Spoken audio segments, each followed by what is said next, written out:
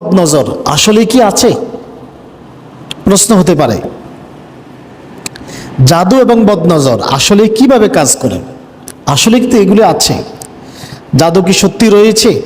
জাদু কোথায় থেকে শক্তি সঞ্চয় করে? জাদু কি আল্লাহর আইনের, আল্লাহর শক্তির বাহিরে গিয়ে কাজ করতে পারে? বদনজর কি মানুষের উপর আল্লাহর নির্ধারিত তাকদীরকে কি অতিক্রম করতে পারে? নাকি সৃষ্টির শুরু থেকেই জাদুটোনা অতি প্রাকৃতিক শক্তি হিসেবে রয়েছে? আমরা দেখি ঔষধ খেলে শরীরে প্রতিক্রিয়া তৈরি হয়। কারো জ্বর হলে ঔষধ খেলে জ্বর ভালো হয় না? কারো সর্দি হয়েছে, কারো অ্যালার্জি হয়েছে, ঔষধ খেয়েছে, সে ভালো আছে। তার মানে ঔষধের প্রতিক্রিয়া আমরা দেখি। তাহলে জাদুর প্রতিক্রিয়া আমরা তো দেখি না। জাদু কিভাবে প্রতিক্রিয়া তৈরি করে বর্তমান আধুনিক বিজ্ঞানে তা প্রমাণ করা খুবই সহজ হয়ে গেছে। অনেকে মনে করে বিজ্ঞানের উৎকর্ষতায় ইসলাম মলিন হয়ে যাবে, কিন্তু না, বিজ্ঞানের উৎকর্ষতা ইসলামকে আরো সম্মানিত করতেছে। সুবহানাল্লাহ বলবেন না? যেমন হাজার হাজার মাইল দূর থেকে বা আমেরিকা থেকে মনে করেন একটা ছবি পাঠানো হচ্ছে, সেখানে লাইভ ভিডিও বাংলাদেশে সম্প্রচার করা হচ্ছে, দূর থেকে বার্তা পাঠানো হচ্ছে, কয়েক সেকেন্ডের ভিতরে আমরা সে বার্তা পাচ্ছি না? আর এই বার্তা, এই ভিডিও, এই কথা আমাদের ভিতরে প্রভাব বিস্তার করে। সেই আমেরিকাতে খেলা হচ্ছে, আর্জেন্টিনা ব্রাজিলে খেলা হচ্ছে, বাংলাদেশের ছেলেরা টেলিভিশনের সামনে দেখতেছে, আর কেউ কেউ গোল হয়ে যাচ্ছে, তার কলিজার ভিতরে কেমন জানে দুবদুবানি ছুটে যায়, হাঁসফাঁস হয়ে যায় না? তার মানে এই দূরের ভিডিও, হাজার হাজার মাইল দূরের ভিডিও বাংলাদেশের মানুষের উপরে প্রভাব বিস্তার করেছে এবং মানুষের উপরে প্রভাব বিস্তার করতে পারে। মহাকাশ থেকে বার্তা পাঠায় আর পৃথিবীর মানুষ এগুলো পায় না? ভয়েজার 1, ভয়েজার 2 আমাদের সৌরজগৎ অতিক্রম করেছে, সেখান থেকে বার্তা পাঠাচ্ছে আর পৃথিবীর বিজ্ঞানীরা সেই বার্তা অনুযায়ী কাজ করতেছে। আমরা কি এই যে মহাকাশ থেকে বার্তা পাঠাচ্ছে, এটা কোন শক্তির বলে পাঠাচ্ছে? বিজ্ঞানীরা কি এই শক্তি দেখাতে পারবে? কোন শক্তির বলে পাঠাচ্ছে এই শক্তিকে দেখাতে পারবে? দেখা যায় ওই শক্তিটা তার ছাড়া, কোনো কানেকশন ছাড়া কোটি কোটি মাইল দূর থেকে যে বার্তা পাঠালো, সে বার্তা আমরা পাচ্ছি। আমরা তো সেটা দেখি না, কিন্তু বিশ্বাস করি। হাজার মাইল দূর থেকে, আমেরিকা থেকে একটা রিমোট টিপলে রাশিয়ার মতো দেশে বোম ফাটানো যায়। সেই রিমোট একটা বস্তু, বোম একটা বস্তু, একটা বস্তুর ক্রিয়া আরেকটা বস্তুতে গিয়ে প্রতিক্রিয়া তৈরি করেছে। যেমনিভাবে এই একটা বস্তুর ক্রিয়া আরেকটা বস্তুতে প্রতিক্রিয়া তৈরি করেছে, জাদু ঠিক এইভাবে, জাদুটোনা একটা বস্তু হয়ে অপর বস্তু অথবা প্রাণীর উপরে প্রতিক্রিয়া তৈরি করে।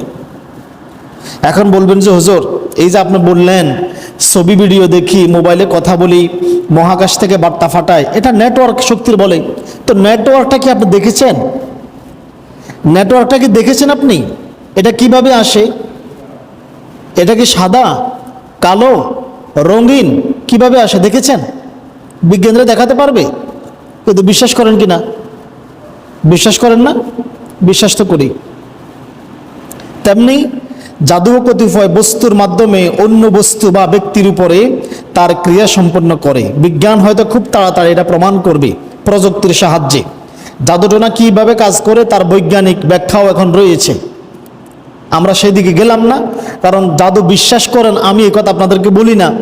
জাদু তো আছে, বিশ্বাস করবেন, কিন্তু জাদুর প্রতি আপনি আকৃষ্ট হয়ে যান, জাদু নিয়ে কাজ করেন, আমি এই জন্য উৎসাহিত করার জন্য আমি আলোচনা করতে দাঁড়াই নাই। জাদু যে খারাপ কিছু করে সেখানে সাবধান করার জন্য দাঁড়িয়েছি। জাদু এক অদৃশ্য শক্তি। আল কোরআনে আল্লাহ তাআলা এই শক্তির ব্যাপারে মানুষদেরকে সতর্ক করেছেন, সাবধান করে দিয়েছেন। সূরা বাকারা আল্লাহ তাআলা বলেন, ওয়াত্তাবাউ মা তাতলুশ শায়াতিনু আলা মুলকি সুলাইমান, আর সুলাইমানের রাজত্বে শয়তানরা যা আবৃত্ত করত। শয়তানরা কারা কারা, কাদের কথা বলা হয়েছে? আল্লাহ তাআলা বলতেছেন সুলাইমানের রাজত্বে শয়তানরা যা পড়ত, আবৃত করত, তারা তার অনুসরণ করেছে। ওই সময়ের মানুষরা তার অনুসরণ করেছে। তারা কারা, তাদের পরিচয় আল্লাহ তাআলা পরবর্তীতে দিচ্ছেন। ওয়ামা কাফারা সুলাইমান ওয়ালাকিন্নাশ শায়াতিন কাফারু ইউআল্লিমুনান নাসাস সিহরা, সুলাইমান কুফরি করেনি, বরং শয়তানে কুফরি করেছিল। ইহুদিরা দাবি করে সুলাইমান আলাইহিস সালাম ছিলেন জাদুকর। আল্লাহ তার জবাব দিচ্ছেন যে সুলাইমান জাদু করে নাই, সুলাইমান আলাইহিস সালাম কুফরি করে নাই। কুফরি কারা করেছিল? শয়তানরা করেছিল। আর তারা মানুষকে শিক্ষা দিত জাদু। কি শিক্ষা দিত? ওয়াইউআল্লিমুনান নাসাস সিহরা, তারা মানুষদেরকে শিক্ষা দিত জাদু। কোন জাদু শিক্ষা দিত? ওয়ামা উনজিলা আলাল মালাকাইনি বিবাবিলা হারুত ওয়া মারুত, সেই বিষয় শিক্ষা দিত যা ব্যাবিল শহরে, আমরা যেটাকে বর্তমান ব্যাবিলন বলি, ইরাক ব্যাবিলন, ব্যাবিল শহরে হারুত এবং মারুত ফেরেশতাদ্বয়ের উপর নাজিল হয়েছিল। হারুত এবং মারুত দুইজন ফেরেশতা ছিল। এই দুইজন ফেরেশতাকে আল্লাহ জাদুর জ্ঞান দিয়েছিল। তো এটা মানুষের ক্ষতির জন্য নয়, কল্যাণের জন্য। কিসের জন্য দিয়েছিল? কল্যাণের জন্য দিয়েছিল। তারা নিজেরাই বলতেছেন। এরপর আল্লাহ তাআলা বলেন ওয়ামা ইউআল্লিমানি মিন আহাদিন হাত্তা ইয়াকুলা ইন্নামা নাহনু ফিতনাতুন ফালা তাকফুর, ফেরেশতাদ্বয় উভয়ে এই কথা না বলে কাউকে জাদু শিক্ষা দিত না। তারা বলতো আমরা নিছক একটি পরীক্ষা মাত্র, আমরা একটা পরীক্ষা, আমাদেরকে আল্লাহ তাআলা তোমাদের জন্য পরীক্ষা হিসেবে নাজিল করেছেন, কাজেই তুমি কুফরি করো না। ফেরেশতারা শিক্ষা দিত আর বলে দিত খবরদার, আমাদেরকে আল্লাহ তাআলা পরীক্ষা হিসেবে কি করেছেন? নাজিল করেছেন, এই জ্ঞান দিয়েছেন। অতএব আমরা তোমাদেরকে শিক্ষা দিচ্ছি, কিন্তু মনে রাখবা তোমরা কুফরি করো না। তো বলবেন যে আল্লাহ এটা কেমন করে, এই কাজটা কেমনে করলো? আল্লাহ এই কাজটা কেমনে করলো? একদিক থেকে বলতেছে তোমরা আল্লাহর পথে চলো, ওই দিক থেকে পরীক্ষায় ফেলাইলো। তা আপনাকে যদি পরীক্ষায় না ফেলতো তো পৃথিবীতে পাঠানোর প্রয়োজন ছিল না। তো আদম আলাইহিস সালামকে পৃথিবীতে পাঠানোর প্রয়োজন ছিল? পৃথিবীতে পাঠানোর উদ্দেশ্য কি? পৃথিবী কি পরীক্ষাগার? পৃথিবী কি? এখানে পরীক্ষা দিবেন, পরীক্ষায় পাস করলে জান্নাতে যাবেন। এখানে সবটাই পরীক্ষা। আপনার খাবার দাবার খাচ্ছেন না, সেটাও পরীক্ষা। আমল করবেন, সেটাও পরীক্ষা। কথা কি বুঝে আসছে? আল্লাহ তাআলা পরীক্ষা করার জন্যই। আমরা একটা প্রশিক্ষণে গেছিলাম, তো প্রশিক্ষণের এক পর্যায়ে আমাদের আসছে দৌড় প্রতিযোগিতা, 200 মিটারের দৌড়, সার্কেলে 200 মিটারের দৌড়। তো আমাদেরকে দৌড়ানোর কথা বলেছেন। এখন তারা করছে কি, আমরা যখন 100 মিটার দৌড় শেষ করে আসছি, তারা পথের মধ্যে চকলেট আর খেজুর ছিটাই দিছে, চকলেট আর খেজুর ছিটাই দিছে। তো আমরা 20-25 জন ছিলাম, আমাদের মধ্যে 3-4 জন ছাড়া বাকিরা চিন্তা করলো চকলেট আর খেজুর ছিটাইছি মানে দৌড়ের ভিতরে কে কতটা চকলেট খেজুর নিয়ে হাজির হইতে পারে এটা মনে গণনা করবে। তারা চকলেট আর খেজুর খোঁজা শুরু করছে। মাত্র 3 জন চিন্তা করলো না, খেজুরের জন্য দাঁড়ানো যাবে না, আমরা দৌড়ে ফার্স্ট হইতে হবে। দৌড়ে ফার্স্ট হইলাম। এরপরে ওই 3 জনকে পাস ঘোষণা করলো, বাকি সবাই ফেল। কেন? তারা চিন্তা করেছে আপনাদের লক্ষ্য হচ্ছে কি দৌড়িয়ে সবার আগে পাস করা, কিন্তু আপনারা মধ্যখানে লোভে পড়ে আপনাদের লক্ষ্যভ্রষ্ট হয়েছে। হারুত মারুতকে আল্লাহ তাআলা পরীক্ষা হিসেবে অবতীর্ণ করেছেন। অতঃপর আল্লাহ তাআলা বলেন ফায়াতাআল্লামুনা মিনহুমা মা ইউফাররিকুনা বিহি বাইনাল মারই ওয়া যাওজিহি, অতঃপর তা সত্ত্বেও তারা ওই ব্যাবিলন শহরের লোকেরা ফেরেশতাদ্বয়ের কাছ থেকে এমন জাদু শিখত, তারা ভালো জিনিস শিখতো না, খারাপটা শিখতো। এমন জাদু শিখতো যা দ্বারা স্বামী স্ত্রীর মধ্যে বিভেদ ঘটানো যায়। কি ঘটানো যায়? স্বামী স্ত্রীর মধ্যে বিভেদ ঘটানো যায়, তারা এমন জাদু শিখতো। অতঃপর আল্লাহ তাআলা বলেন ওয়ামা হুম বিদাররিনা বিহি মিন আহাদিন ইল্লা বিইذনিল্লাহ, অথচ তারা আল্লাহর অনুমতি ব্যতীত তা দ্বারা কারো কোনো ক্ষতি করতে পারতো না। এরপর আল্লাহ তাআলা বলেন ওয়ালাকাদ আলিমু লামান ইশতারাহু মা লাহু ফিল আখিরাতি মিন খলাক। আর তারা তা শিখত যা তাদের কোনো উপকার তো করতোই না, বরং ক্ষতি করত। তারা ক্ষতিটাই বেশি শিখত। তারা নিশ্চিতভাবে এটা জানে যে যারা জাদু শিখে, জাদুর মাধ্যমে কোনো কাজ করে, আখিরাতে তাদের জন্য কোনো অংশ আল্লাহ রাখবে না। আল্লাহ তাআলা সাবধান করে দিচ্ছেন।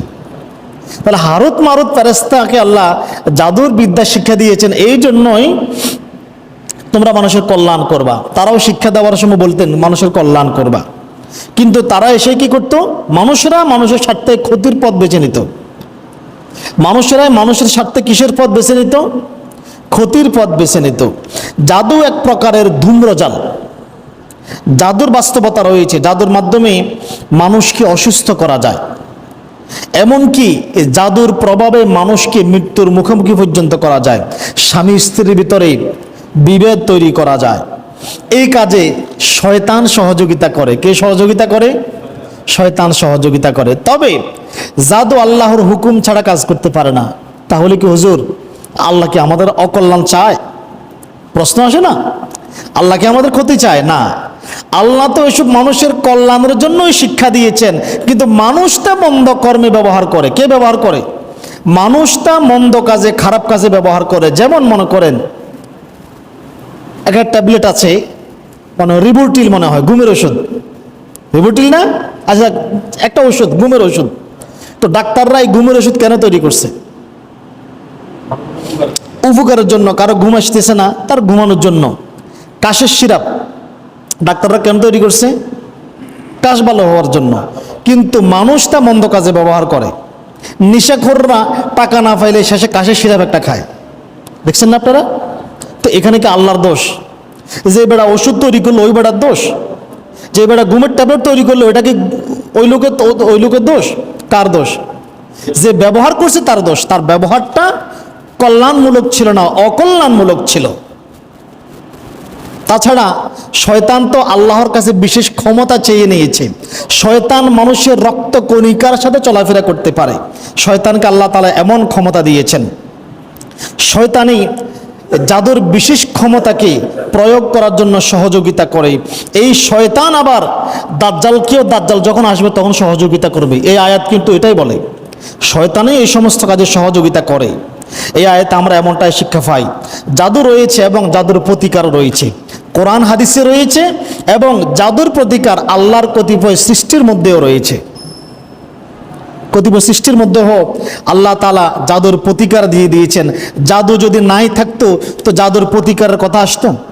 জাদু রয়েছে, তার কল্যাণ যেমন রয়েছে অকল্যাণ রয়েছে। কিন্তু বর্তমান সময়ে মানুষের কাছে জাদুর কল্যাণমূলক জ্ঞান আর নাই, কারণ মানুষ খারাপটা বেছে নিতে নিতে নিতে নিতে নিতে এখন খারাপটাই আছে, আর ভালোটা নাই। একটা দেশে অপরাধ করতে করতে করতে করতে একটা সময় অপরাধ যায় আইনে পরিণত হয়ে যায়। অপরাধ যায় কিসে পরিণত হয়ে যায়? আইনে। ইউরোপে দেখেন না, মানুষ জিনা করতে করতে করতে এখন জিনাটা আইনে পরিণত হয়ে গেছে। সমকামিতা লিপ্ত হতে হতে হতে হতে এখন সমকামিতা আইনে পরিণত হয়ে গেছে। এখন মানুষ জাদুর অকল্যাণ শিখতে শিখতে জাদুর কল্যাণটা ভুলে গেছে। এখন অকল্যাণ, সবটাই অকল্যাণ। জাদুর এখন পৃথিবীতে যা আছে জাদু সম্পর্কিত জ্ঞান সবটাই অকল্যাণ। আল্লাহ নবী সাল্লাল্লাহু আলাইহি ওয়াসাল্লামের হাদিস থেকে দেখেন, সহিহ বুখারীর হাদিস, হযরতে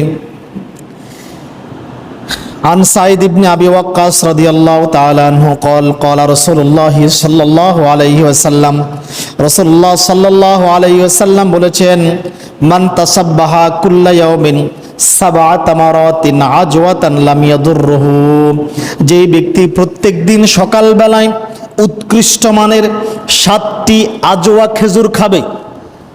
কোন খেজুর? 7টি কি খেজুর? আল্লাহ নবী বলতেছেন যেই ব্যক্তি প্রত্যেক দিন সকাল বেলায় উৎকৃষ্ট মানের 7টি আজওয়া খেজুর খাবে, ফি যালিকাল ইয়াউমি সুম্মু ওয়ালা সিহরুন, সেদিন কোন বিষ এবং জাদু তার ক্ষতি করতে পারবে না। সুবহানাল্লাহ। এই হাদিসের উপরে আমল করতে গিয়ে গত 2-3 বছর আগে এটা মিডিয়াতেও আসছে, জাতীয় মিডিয়াতেও আসছে। ইরানের এক আলেম লন্ডনে চ্যালেঞ্জ করে 1 বোতল বিষ পান করেছিল। তা আমি প্রত্যেক দিন আজওয়া খেজুর খাই, রসুলের কথা কোনোদিন মিথ্যা হতে পারে না। কি পরিমাণ ঈমান থাকলে কাফেরদের সাথে চ্যালেঞ্জ করে যে আমার নবীর হাদিস কখনো মিথ্যা হয় না, আমার নবীর হাদিস 100% সত্য, 1 কাক 2 কাক নয়, 1 মিলি 2 মিলি নয়, 1 বোতল বিষ পান করেছে এবং সুস্থ রয়েছে, রসুলের হাদিসের উপর আমল করেছে। জাদু আছে বলেই তার প্রতিকারের প্রয়োজন। কোরআন এবং হাদিসের জাদুর চিকিৎসাও রয়েছে। আপনি একটা কথা মনে করেন, জাদু যে রয়েছে, আল্লাহ কিন্তু অকল্যাণ চায় না, মানুষ অকল্যাণ করে। কিভাবে করে? কৃষক ধান উৎপাদন করে, ধান থেকে চাল হয়, চাল থেকে ভাত হয়। এটা কৃষক ভালোর জন্য করলো নাকি খারাপের জন্য করলো? কিসের জন্য? কৃষক আঙ্গুর উৎপাদন করে, আঙ্গুর কি ভালোর জন্য উৎপাদন করে নাকি খারাপের জন্য উৎপাদন করে? এখন মানুষ এইগুলোকে খারাপ কাজে ব্যয় করে কিনা বলেন তো? কিভাবে করে? ভাত দিয়ে কি করে? মদ তৈরি করে। আঙ্গুরের রসা দিয়ে কি তৈরি করে? এখন এখানে কি কৃষকের দোষ নাকি যে মন্দ কাজে ব্যয় করলো তার দোষ? তাহলে আল্লাহ পাওয়ার দিয়েছে, তুমি এটাকে ভুলভাবে ব্যয় করেছ, এখানে আল্লাহর দোষ নয়। আল্লাহ ক্ষতি চায় নাই, মানুষের ক্ষতি চেয়েছে। কথা কি বুঝে আসছে? আল্লাহকে দোষারোপ করা যাবে না। আসুন এবার আমরা সূরা ফালাক থেকে সরাসরি আলোচনা করি। আল্লাহ তাআলা বলেন, সবাই বলি বিসমিল্লাহির রহমানির রহিম, কুল আউযু বিরাব্বিল ফালাক। বলেন সবাই, কুল আউযু বিরাব্বিল ফালাক।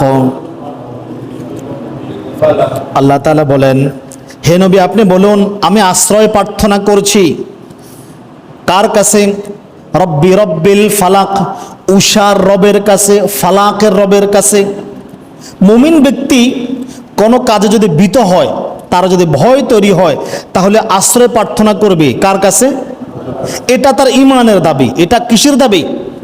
যেমন নূহ আলাইহিস সালাম আল্লাহর কাছে আশ্রয় প্রার্থনা করেছিলেন। নূহ আলাইহিস সালাম বলেন, কোরআনুল কারীম সূরা হুদ আয়াত নং 47 আল্লাহ তাআলা নূহ আলাইহিস সালামের ওই দোয়া কোরআনে উল্লেখ করেছেন। আল্লাহ তাআলা বলেন, ক্বালা রব্বি, নূহ আলাইহিস সালাম বলেছিল, হে আমার রব, ইন্নী আউযু বিকা, আমি আপনার কাছে আশ্রয় প্রার্থনা করি, আন আসসালাকা মা লাইসা লি বিহি ইলমুন, মা লাইসা লি বিহি ইলমুন, যে বিষয় আমার জ্ঞান নেই, যে বিষয় আমার কোনো ধারণা নাই, এই বিষয় আপনার কাছে চাওয়ার চাইতে আমি আপনার কাছে আশ্রয় প্রার্থনা করি।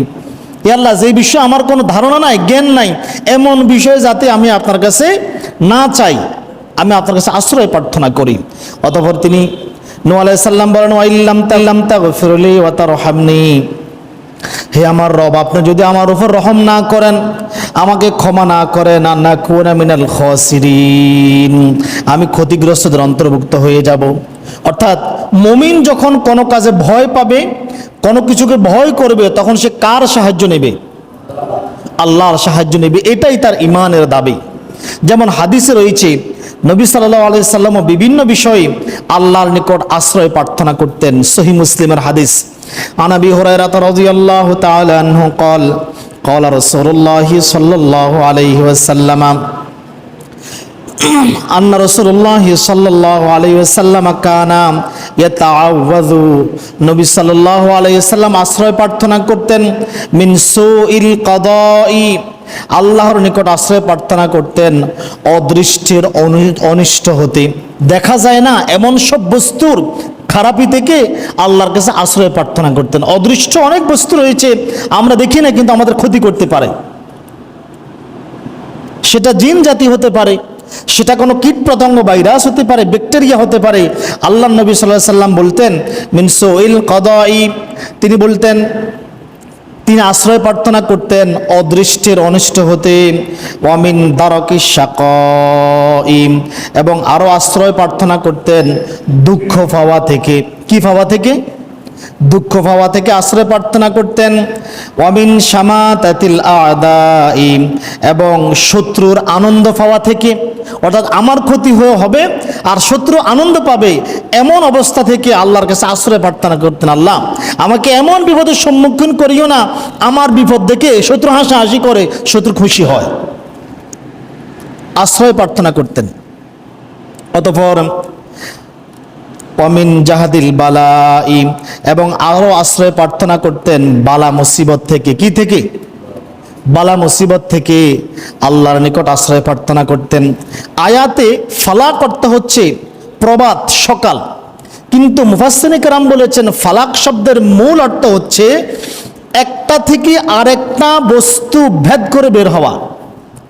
যেমন একটা বস্তু থেকে আরেকটা বস্তু ভেদ করে বের হয়, একটা প্রাণী থেকে আরো একটা প্রাণী ভেদ করে বের হয়, মায়ের গর্ভ থেকে সন্তান বের হয়, সিমের দানা ভেদ করে বীজ বের হয়, ধানের বীজ ভেদ করে ধান গাছ বের হয়, একটা থেকে আরেকটা ভেদ করে বের হওয়াকে বলা হয়েছে ফালাক। এখানে ফালাক বলা হয়েছে কেন? যেহেতু দিনকে ভেদ করে রাত্রি আসে, রাতকে ভেদ করে কি আসে? দিন আসে, এই জন্য বলা হয়েছে ফালাক। একটা থেকে অপরটা বের হয়ে আসাকে ফালাক বলা হয়েছে।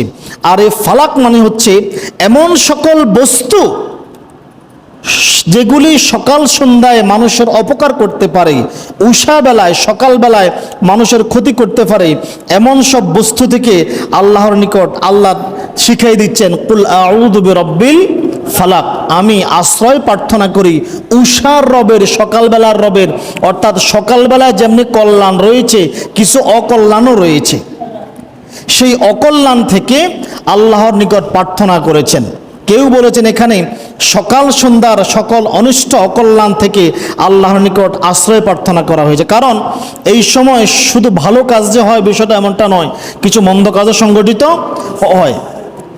এরপরে আল্লাহ তাআলা বলেন মিন শাররি মা খলাক, বলেন তো সবাই মিন শাররি মা খলাক।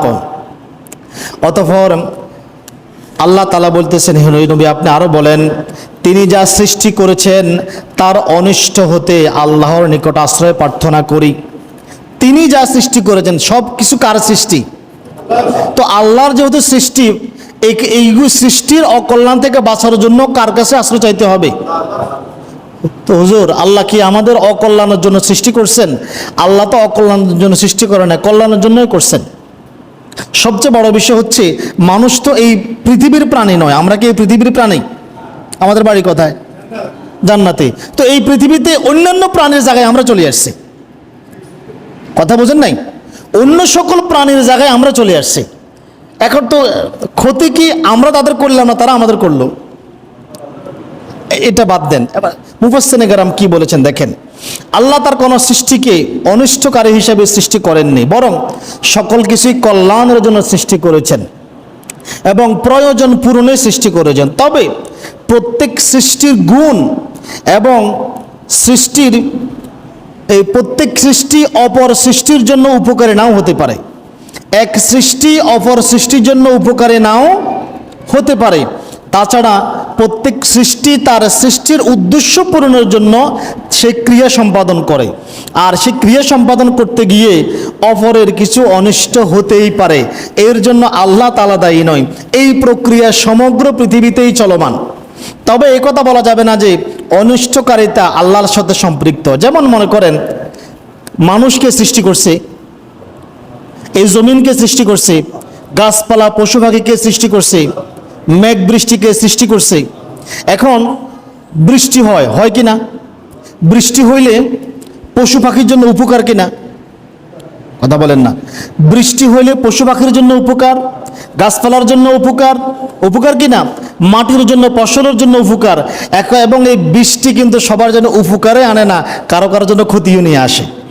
যে এই লোকটা পার্কে হেঁটে হেঁটে বাদাম বিক্রি করে, বৃষ্টি কি তার জন্য আনন্দের বিষয় না কষ্টের বিষয়? যেই লোকটা হেঁটে হেঁটে চা বিক্রি করে, বৃষ্টি তার জন্য আনন্দের বিষয় না কষ্টের বিষয়? তো বৃষ্টি এখানে কল্যাণ এনেছে। এখন বৃষ্টি তার উদ্দেশ্য সাধন করতে গিয়ে অন্য সৃষ্টির কিছু অকল্যাণ হয়ে যায়, এটা আল্লাহর সাথে সম্পৃক্ত নয়। যেমন আল্লাহ অনেক কীট পতঙ্গ সৃষ্টি করেছেন, সাপ বিচ্ছু সৃষ্টি করেছেন উপকারের জন্য, ক্ষতির জন্য নয়। বিশ্বাস করেন 100 গ্রাম সাপের বিষ কয়েক কোটি টাকা, শুনছেন না? এটা কিছুদিন পরে র্যাব পুলিশ কয়েক কোটি টাকার সাপের বিষ নিয়ে আটক করছে। দেখেন না একটু, সাপের বিষ কীট পতঙ্গ, তেলাফোকা বিভিন্ন প্রাণী থেকে ঔষধ তৈরি করা হয়। জানেন এটা আপনারা? জানেন তো আমরা যে ট্যাবলেটগুলো খাই, ওষুধগুলো খাই, এগুলো কি বিভিন্ন এগুলো সৃষ্টি থেকে তো করছে না, এগুলো আসমান থেকে আসছে নাকি? মনে হয় জিবরাইল আলাইহিস সালাম ওষুধগুলো এনে দিয়ে গেছে বা ঔষধের মূল উপাদান আনি দিয়ে গেছে। না, এগুলো এই সৃষ্টি থেকে নেওয়া হচ্ছে, সাপের বিষ থেকে নেওয়া হচ্ছে, তেলাপোকা থেকে নেওয়া হচ্ছে, ব্যাঙ থেকে নেওয়া হচ্ছে, বিভিন্ন প্রাণী গাছপালা থেকে নেওয়া হচ্ছে। এখন বলেন, আল্লাহ সাপ, বিচ্ছু, কীট পতঙ্গ মানুষের অকল্যাণের জন্য সৃষ্টি করছেন নাকি কল্যাণের জন্য সৃষ্টি করছেন? এখন সাপের বিষ আল্লাহ সৃষ্টি করছেন যে এখান থেকে তোমরা ঔষধ তৈরি করবা, দামি দামি ঔষধ তৈরি করবা, আর সে ঔষধ খাবা, সুস্থ থাকবা। এখন এই সাপের বিষ কেউ যদি ঔষধ প্রসেসিং না করে, ঔষধ তৈরি না করে শরীরে এমনি ফুস করে দেয় বা এক কাক খেয়ে ফেলে, অবস্থা কি হবে? অবস্থাটা কি হবে বলেন? তো এখানে দোষটা কার? যিনি ব্যবহার করেছেন তার। আল্লাহর উপরে এই দোষ চাপানো যাবে না। হাদিসেও এমনটা রয়েছে, আল্লাহ তাআলা বিষাক্ত প্রাণী সৃষ্টি করেছেন ঠিক আছে, কিন্তু তাদের চিকিৎসাও দিয়ে দিয়েছেন। আর এই প্রাণী জগৎ যে শুধু আপনার উপকার করবে বিষয়টা এমনটা নয়, তার সৃষ্টির উদ্দেশ্য পূরণে আপনার কিছু ক্ষতি হতে পারে, আবার আপনিও তার ক্ষতি করতেছেন না?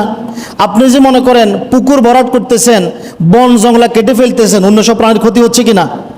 তো অন্য সকল প্রাণীকে আল্লাহর কাছে অভিযোগ করেছে আল্লাহ এই মানুষগুলির কারণে সুন্দরবন কাটে সব শেষ, সুন্দরবন ধ্বংস করতেছে, সিলেটের বন ধ্বংস করতেছে, আল্লাহ দেখছেন আমাদের থাকার ব্যবস্থা হচ্ছে না।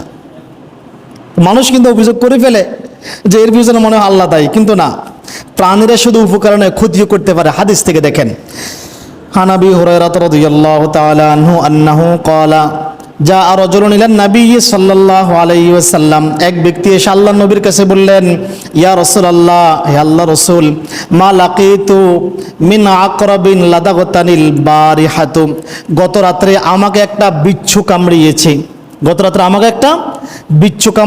এখন আমি প্রচণ্ড কষ্ট পাচ্ছি।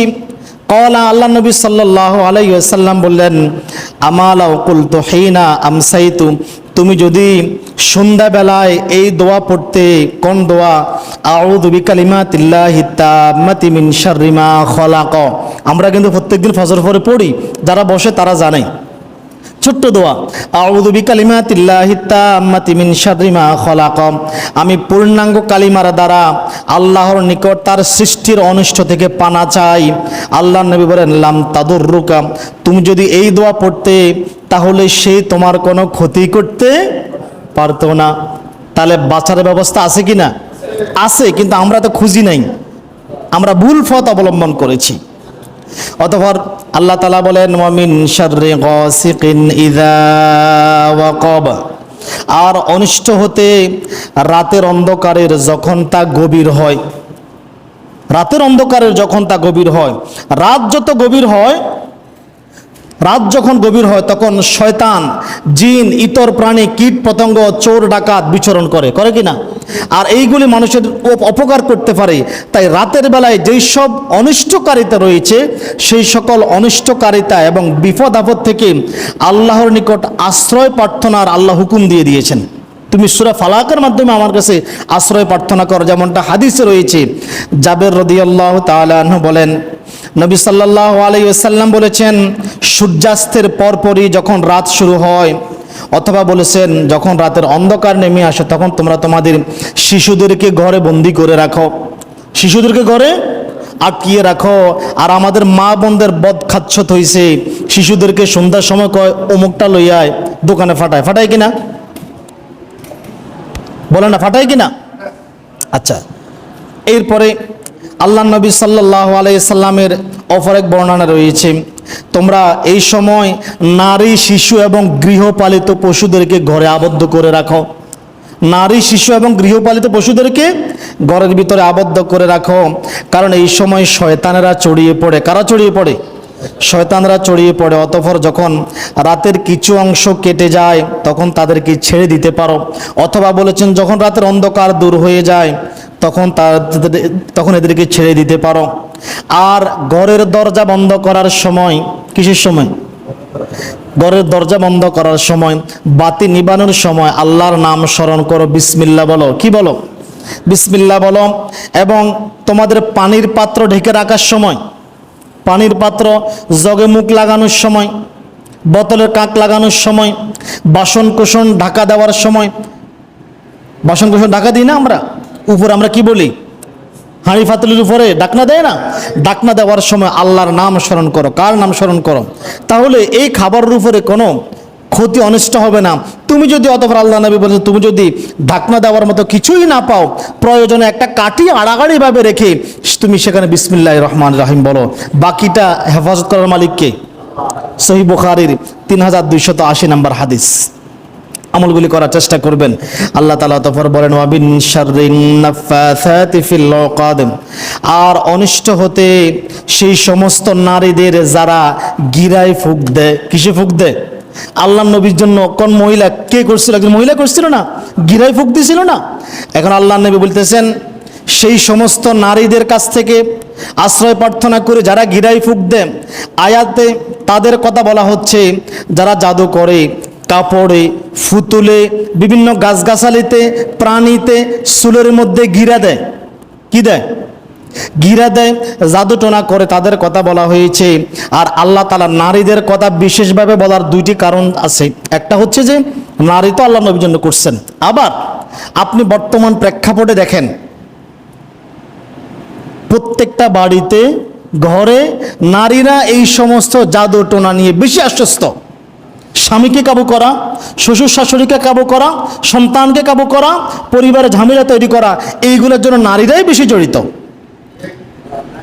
ইতিহাসও এমনটাই বলে। আপনি কোরআন হাদিস পড়েন, প্রায় জাদুটোনার সাথে নারীরাই জড়িত। আর কোন নারী কবিরাজি করে মানে সে কুফরি করে, কোনো সন্দেহ নাই। কোন নারী কবিরাজি করে মানেই সে কুফরি করে, স্পষ্ট কথা। বর্তমানে জাদুটোনার কোনো কল্যাণ নাই, সবটাই অকল্যাণ। এটা মাথায় রাখলে চলবে, সবটাই অকল্যাণ। এই জন্য আল্লাহ তাআলা বিশেষ করে নারীদের ব্যাপারে সাবধান করেছেন যে নারীদের, ওই সমস্ত নারীদের ব্যাপারে তোমরা আশ্রয় প্রার্থনা করো। আপনি দেখেন ঘরে ঘরে ঘরে ঘরে এই সমস্ত কিছু শয়লাভ ঘটে গেছে। পরিচিত দিয়ে একজন কবিরাজ আছে, হুজুর এমন এমন ফাটি আসেই 25,000 30,000 কন্টাক্ট। চিন্তা করে দেখছেন? শেষ আয়াত আল্লাহ তাআলা বলতেছেন ওয়ামিন শাররি হাসিদিন ইযা হাসাদ, আর অনিষ্ট হতে হিংসুকের যখন সে হিংসা করে। যখন সে হিংসা করে। হিংসা কাকে বলে? হিংসা হলো কাউকে আল্লাহর দেওয়া কোনো নেয়ামত বা অনুগ্রহ, সেটা সৌন্দর্য হতে পারে, ছেলে সন্তান হতে পারে, কারো সুন্দর বেশি, কারো ছেলে সন্তান বেশি হচ্ছে, সন্তানগুলি ফুটফুটে সুন্দর, তারপরে কারো একতা দেখে, কারো ধন সম্পদের পরিমাণ দেখে অপরের অন্তরে ঝালা হওয়া, তার অনিষ্ট সাধন করা, তার ক্ষতি হয়ে যাক, তার কাছে এই জিনিসটা না থাক, তার ভিতরে এই মালিকানা না থাক, এটা হচ্ছে হিংসা। এটা হচ্ছে কি?